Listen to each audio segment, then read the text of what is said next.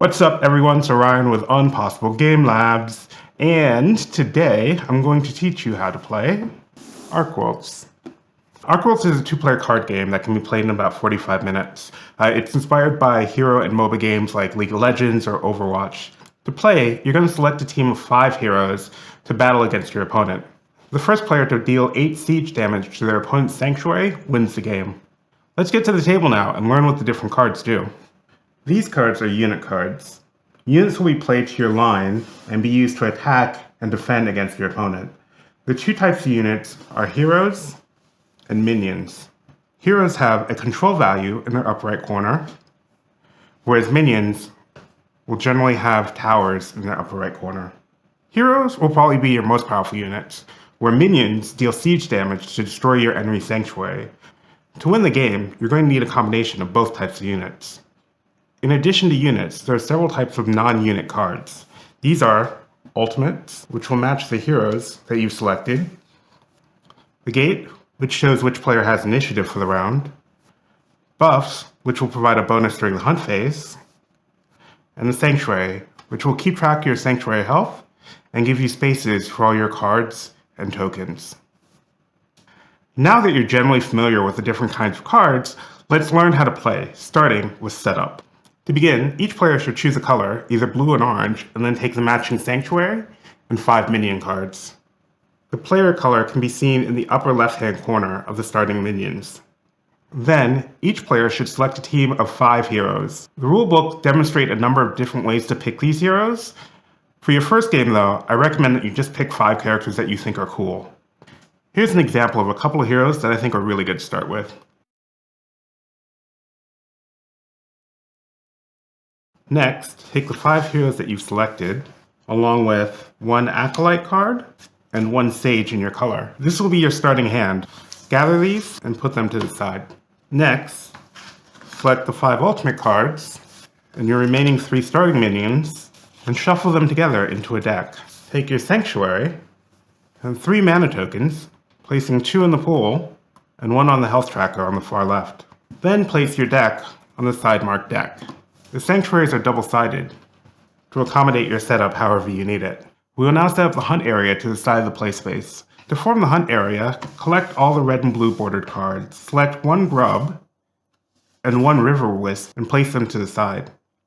Take the remaining hunt cards and shuffle them into a deck. Place the wisp and the grub card to the right of the hunt deck. Place the gate card to the left of the hunt deck, followed by the wretched cards. You will only need to access the hunt area between rounds, so place it off to the side of the play area. Take your mana tokens, the dice, and all player tokens, and move them to the side as well, but keep them in reach of both players so that both people can access them as they need to. Finally, both players should take their hands and add up the control value of all their cards. The player with the highest total control value will go first. That player should flip the gate to match their color. If there's a tie for highest value, then the player with the single highest card goes first. If more than one player has the same matching highest value, then move on to the second highest value card. And then that player will take initiative. With setup done, you're now ready to play Ark Worlds. Ark Worlds is played in a number of rounds, generally with players taking turns between each other. Each round will be played in 5 phases: the hunt phase, positioning phase, the play phase, siege phase, and cleanup. Let's go through each of the phases now. First off will be the hunt phase, where players will purchase new cards to add to their team. Starting with the player whose color shows on the gate, they will have the option to either clear a camp or pass. Clearing a camp is how you add a new card to your hand. To clear a camp, select 1 or more cards whose hunt value is equal to or higher than the cost of the card that you want to purchase. Note that the cost is above the text. Some cards will also offer you hunt value to be used on later turns. To clear that camp, select the card, check that its value is over, then take the new card. New cards purchased this way go directly into your hand. However, they may not be played during this hunt phase. After taking your purchase card into your hand, take the card that you used to hunt with and put it in the hunt area of your sanctuary. On your turn, you may only ever purchase one card at a time. You may use any number of cards to purchase a card during the hunt phase, as long as their total coin value equals or exceeds the hunt value of the card that you want to get. There's no bonus for overpaying for a card. Any amount paid for a card in excess of the cost of the card gets lost. When hunting with a non-hero card, it is placed directly into the void and discarded. Only heroes are placed into the hunt area. The hunt phase continues until no cards are left in the hunt area to purchase, or both players no longer want to purchase any of the cards that are left. Now let's move on to the positioning phase. During the positioning phase, both players will simultaneously select 5 cards from their hand and place them face down into a line. While your cards are still face down, you may look at your cards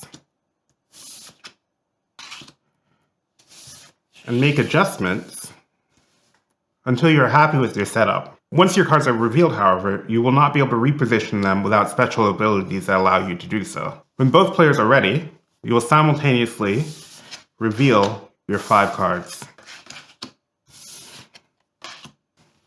If a player places fewer cards than their opponent, then they will fill in their line with these wretched cards. Only fill until you have an equal number as your opponent. So if your opponent placed fewer than 5 cards, you would fill to match them. The maximum number of wretched that you can play is 4. If ever you do not have any heroes or minions in your hand to play during the positioning phase, you automatically lose the game. During the positioning phase, you can only play units in the line.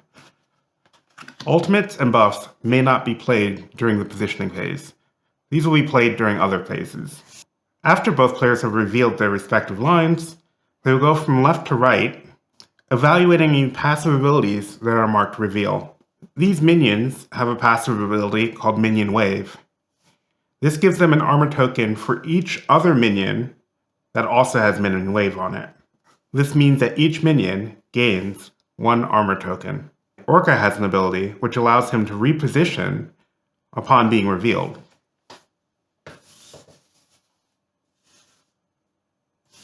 Some units are armored naturally and will have an armor symbol here and here. Place the number of armor tokens on that unit equal to their armor value.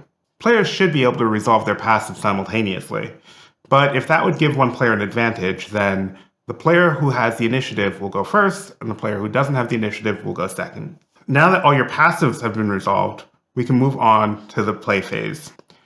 In the following example, I've set up 2 lines in the same direction so it's easy to follow.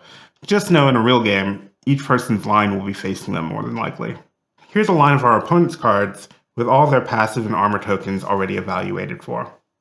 During the action phase, you and your opponent will be choosing from a number of actions such as attacking, using abilities, and playing ultimates. The player whose color is showing on the gate will take their action first. This player will perform 1 action, and then you'll alternate between players, each player taking 2 actions until the round ends. On your turn, you must take at least 1 of your 2 actions. If you don't want to take an action, you can either pass, or you can concede the round to your opponent by retreating. If you choose to pass, you can still take actions when the next turn comes around to you. However, if both you and your opponent pass, then the round ends immediately. Let's take a look at the actions that you can take, starting with attack. Attacking allows you to deal damage to your opponent equal to the attack value found in the upper left-hand corner on your card. These attacks come in 2 different types, either melee with the yellow sword symbol, or range with the blue targeting symbol. These attacks are generally conducted in the same way, except for who you can target. Protected and Unprotected determines who you can attack with various abilities and attacks. A unit is said to be protected as long as there is at least 1 hero on their left and right that is ready and not in critical condition. A unit is ready if they're in the vertical ready position, and that's opposite to the 45-degree engaged position, and they're not suffering from a status which causes them to be unready, like stun. A unit enters critical condition when they take damage equal to or higher than their health value. We'll go over this in more detail during the health and dying section. A unit doesn't need to be directly adjacent to protect, so if long is engaged, this minion would still be protected by Cerberus and Titan. At the start of your round, because every unit starts out ready, this means that the 3 center units are protected and the 2 outer units are unprotected because there's no unit to their outer edge protecting them. In this scenario, where Cerberus is in critical condition and Alexander isn't ready, only the grub is protected, and Long and Titan are both unprotected, along with Alexander and Cerberus. If Long were to become stunned, then nobody is protected in this line anymore. So with that out of the way, we can now talk about the difference between ranged and melee attacks. In order to attack, the attacking unit must be ready. The attacking unit must not be in critical condition. The enemy unit must also not be in critical condition. Turn the unit 45 degrees anti-clockwise. This unit is now engaged. Now target an enemy.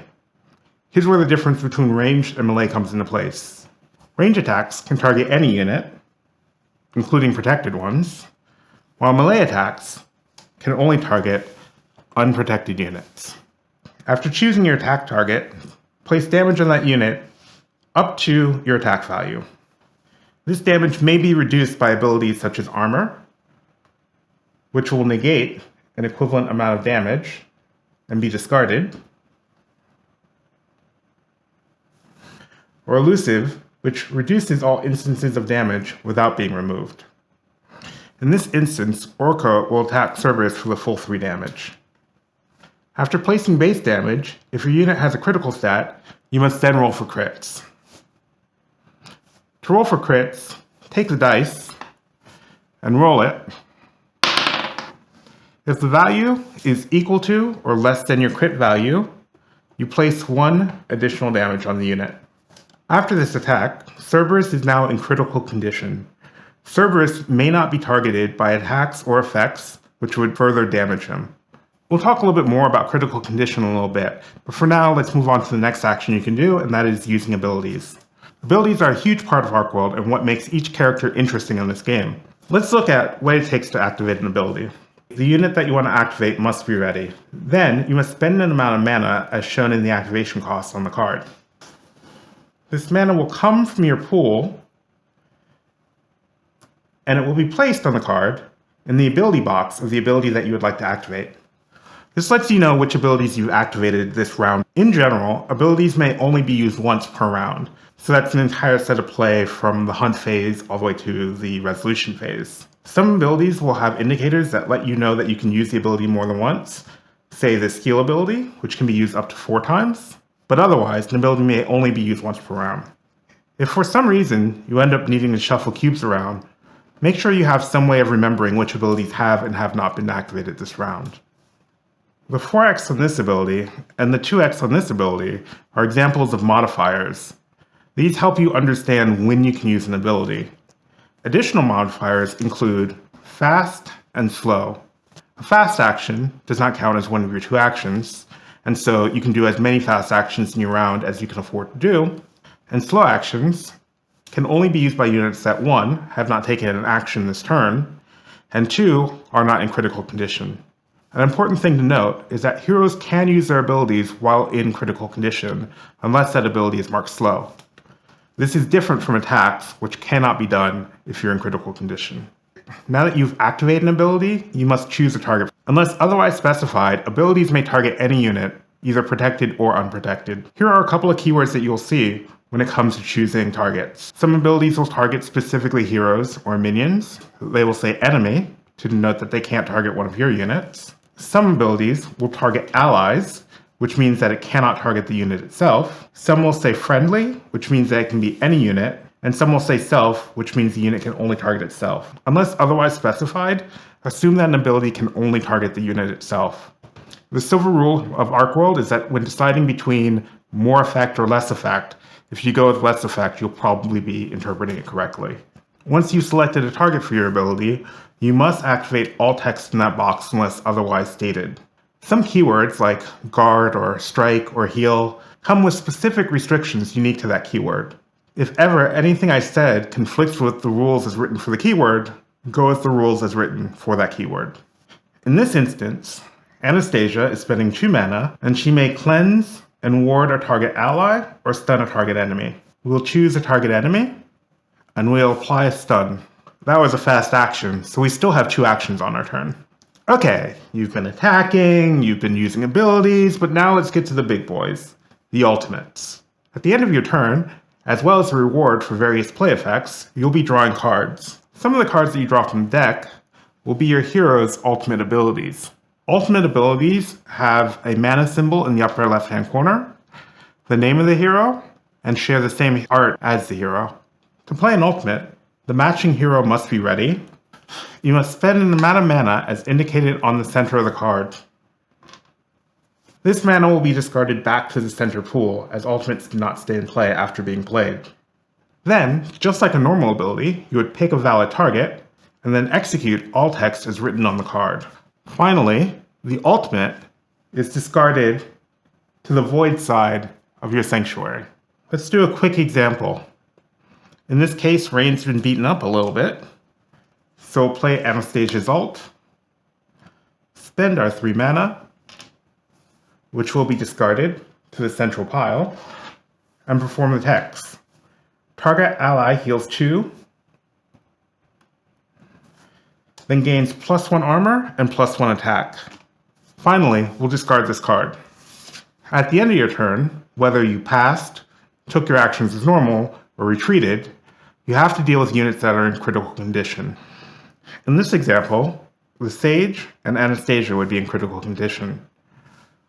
Orca would not be in critical condition, as the amount of damage that he has taken is less than his health value. During your turn, if you have the means, you can move damage off of units that are in critical condition to save them. But in this particular instance, we were not able to. So both Sage and Anastasia will be eliminated. For every unit that is eliminated, your opponent may take 1 mana from the supply and add it to their pool. Additionally, if a hero is eliminated, they may also draw a card from their deck and add it to their hand. Just like a regular MOBA, in Ark Worlds, you build economy by eliminating your opponent's units. When your units are eliminated, you remove all tokens, return them to the supply, and then from left to right, add the cards to your void. Obviously, we've been using some pretty simple examples. A real round of Ark Worlds can be very complex with a lot of moving parts. We're going to skip ahead and just show what the resolution of a round might look like. Let's bring the gate back into play to illustrate this a little bit better. The first thing that you're going to do during the siege phase is add up the control values of all remaining units on both teams. The orange team has a control value of 13. Don't forget the buff token here. While the blue team has a control value of 16. This means that the blue team takes the gate, and with it initiative. If we ended the round in a situation where the orange team had a higher control value, then the gate would flip to their color. Either way, whoever controls the gate will immediately deal 1 siege damage to their opponent and draw 1 card. Then, they would immediately deal an amount of siege damage equal to the number of towers showing on their side. In this case, the grub is the only thing on the orange team that deals siege damage. Therefore, the orange team would deal a total of 2 siege damage to their opponent. This damage is tracked on your player's sanctuary. So take the cube and move it to the right a number of spaces equal to the amount of siege damage that you've taken. If ever you move it onto the red skull, you have immediately lost the game. If your opponent hasn't lost the game, then they deal siege damage to you. In this example, the minion will deal 1 siege damage to the orange team. Most siege damage comes from minions. However, some hero abilities may offer siege damage as well. Let's go back to the table.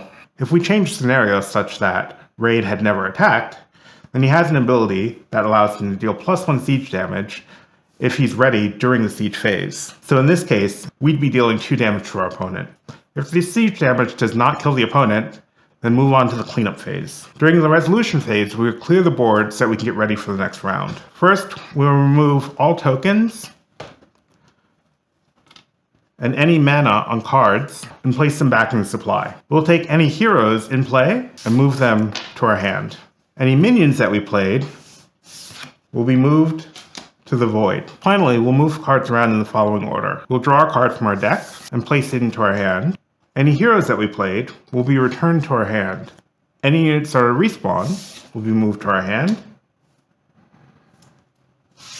And then finally,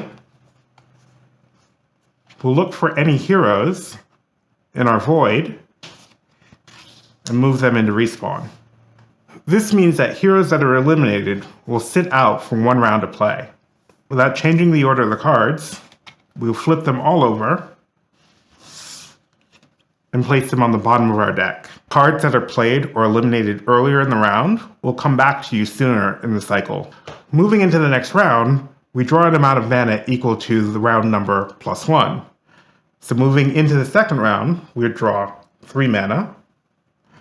And moving into the third round, we would instead draw 4 mana. Next, we'll prep the hunt area by placing out a number of cards equal to the current round +1. Looks like we have some pretty powerful cards this time. Note that this is the total number of cards that will be in the hunt area. So if any cards were left over last round, then you'll add until you get to the current round number +1. You're now ready to start playing Ark World. This really is just the beginning. Check the online rules for additional variants and modes to play.